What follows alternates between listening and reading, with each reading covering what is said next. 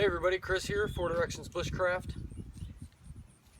I recently saw some posts in some of the forums that I've been in, and a couple of my customers I've even asked um, about the volatile state of fatwood and if it ages, and how to let's say package it, or how to keep it volatile for a long period of time. And in fact, my good friend Donnie Pavellini on YouTube did a video about his fire kit and the less volatile state of fatwood, as it sits over time, or the more processing down of the fatwood that you do will cause it not to be as volatile and not to light up and not to perform as it should. And he's exactly right about that. If I shave these sticks down into Maya dust and leave them sit for a week, 2 weeks, a month, they're not going to be as volatile. They're not going to combust like I just process it down. The reason for that is the terpene or terpen, the base of turpentine is going to evaporate out of that Maya dust. It's going to evaporate out of those fatwood, out of that fatwood stick.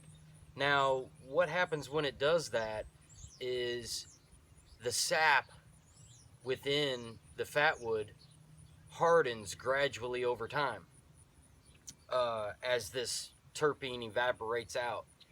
The terpene is the gas, obviously, that is released, and that really pungent, strong smell that you smell when you smell a nice piece of fatwood.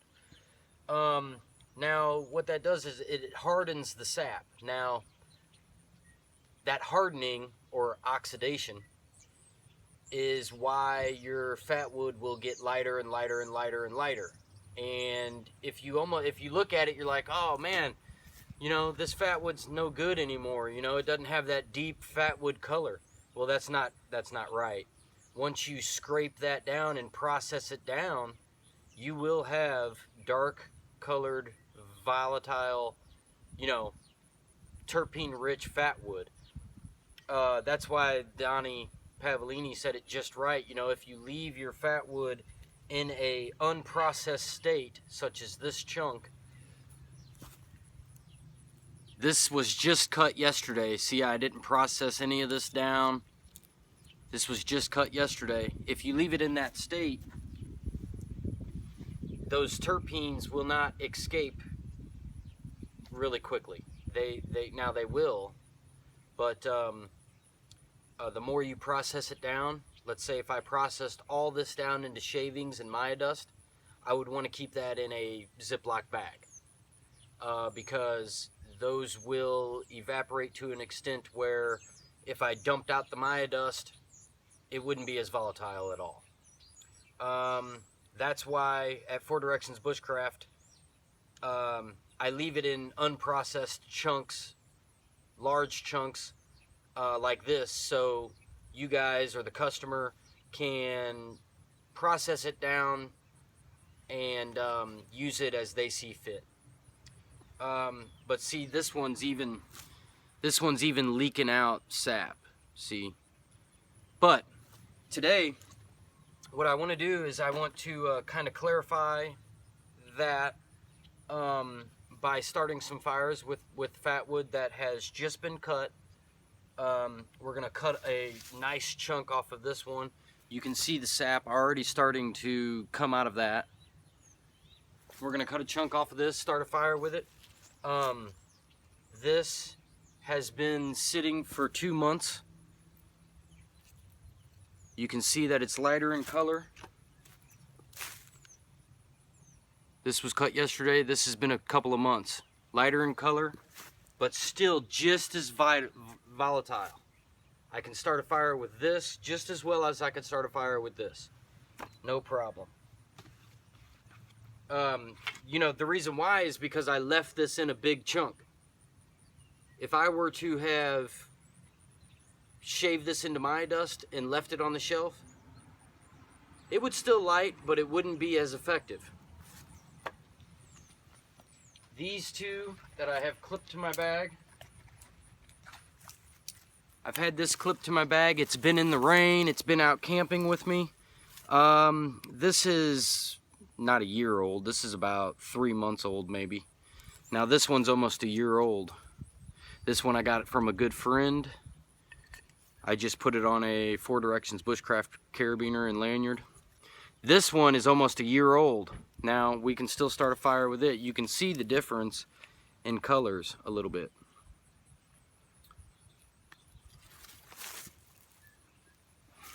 You can see the difference in this color.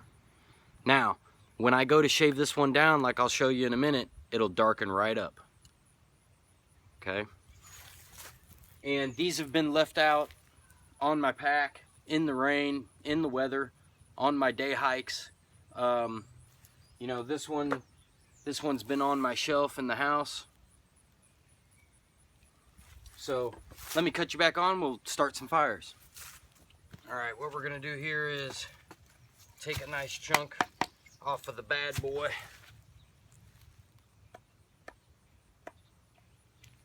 So this is going to be fresh, obviously.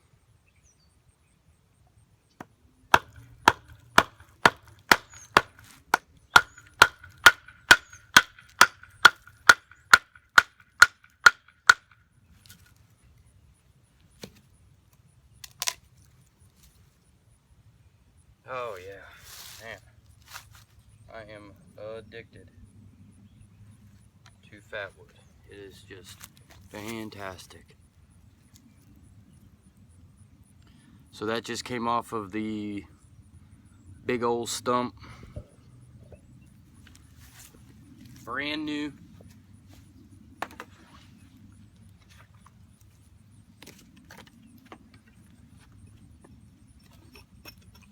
Knock off some of that dirty layer.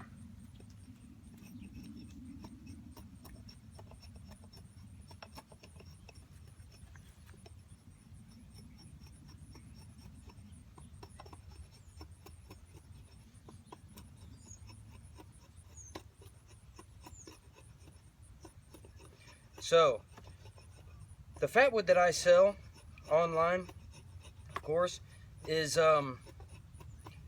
I let it, right after I process it, just like this piece. If I get an order for it, I process it. It usually takes 2 to 3 days to get to you. In that time, it will oxidize just enough to where you can wrap it up if you want. Now, if I went inside and wrapped this up in a plastic bag and did not allow it to dry some, the water in there would cause it to mold. I want to let it dry out for at least a day or two, okay? Because you don't want moldy wood, obviously. But my hands are already sticky from that. So I process it down. I get an order for it, I process it down. By the time it gets to you guys, it's pretty much in the perfect state that you want it to be in. But this video is to allow you guys to see that your fatwood's not going to go bad. Okay? Now, the more you process, the key thing is, the more you process it down, the quicker the terpene will evaporate, the quicker it will harden, and the quicker it will, the less effective it will be. That's the thing, the less effective. Now, it's still going to be effective, just less effective.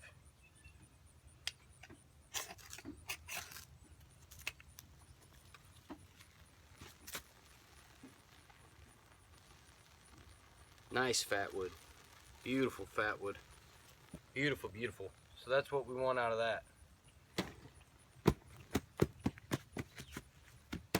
We'll put that out. And let's use the year-old stick.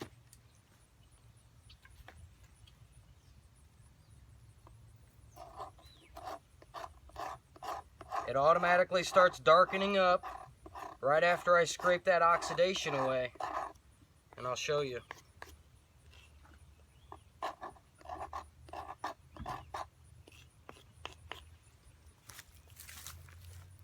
See the color change in that?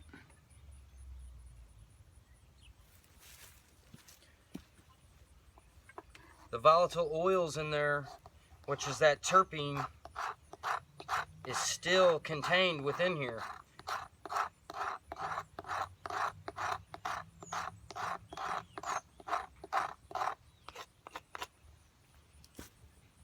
That's a year-old stick, just been sitting on my pack. Okay.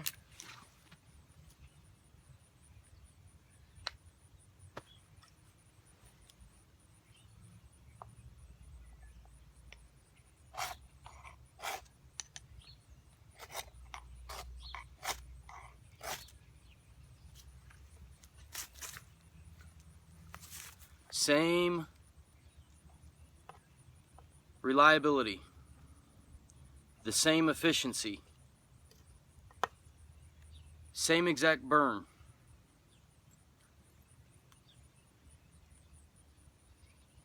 Now, a really good test that I can't really test right now today would be the effectiveness of Maya dust after sitting on the shelf. And you know, I might scrape up some and see how long I can sit it on the shelf and still start a reliable fire with it. Now that would be a good test. Let's test this one. This one's been sitting on the shelf, oh, I don't know, a month maybe.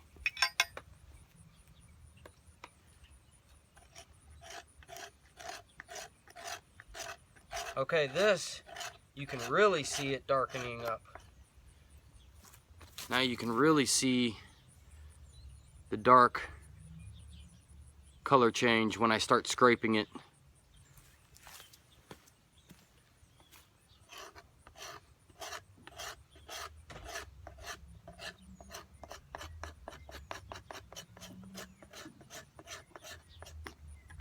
All right, that ought to be enough.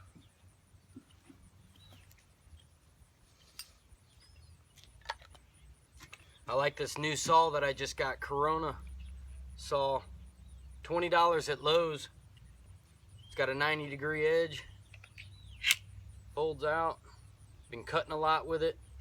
Haven't done really a review on it, but it's worthy of a review because it's cheap and it cuts very, very well.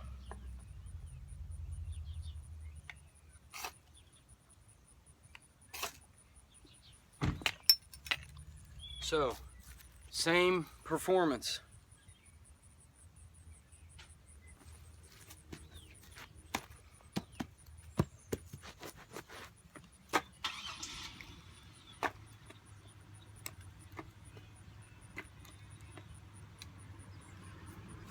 So just to show you guys the difference, this one I just cut, as you saw. This one I cut yesterday. I got an order going out, so I'll use this. I might put a chunk of this in there too, because by the time it gets to the customer, it's going to be a couple days and it'll be perfect. And I'm going to keep it in this unprocessed form when I ship it. I'm not going to break it down into little bitty slivers or anything. I'm going to keep it in these big chunks. That way the customer can see for themselves when they process it. So Donnie Pavolini, my good friend, thank you so much for inspiring me kind of to do this video. And the forums that I'm joined up with, I think the one that was in, it was the Blades forum, I think.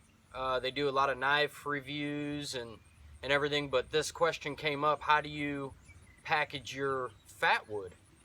And how do you keep it good? Well, I hope this answered some of your guys' questions, and some of my customers have also emailed me about how they extend the life of their fatwood. The main rule is in the processing. The more you process it, the less volatile it'll be. If I can stop stuttering. And that's the thing. You want to keep it in its original state, as Donnie, my good friend, said. So anyway, cut this video short. Check us out at fourdirectionsbushcraft.com. Get you some real nice fatwood that we messed around with today. Winter's coming up. Christmas is coming up. We're gonna have new lanyards with 1/2 inch or 5 inch by 1/2 inch ferro rods. We're gonna have these offered here really quickly on fourdirectionsbushcraft.com, along with our fatwood handled ferro rods.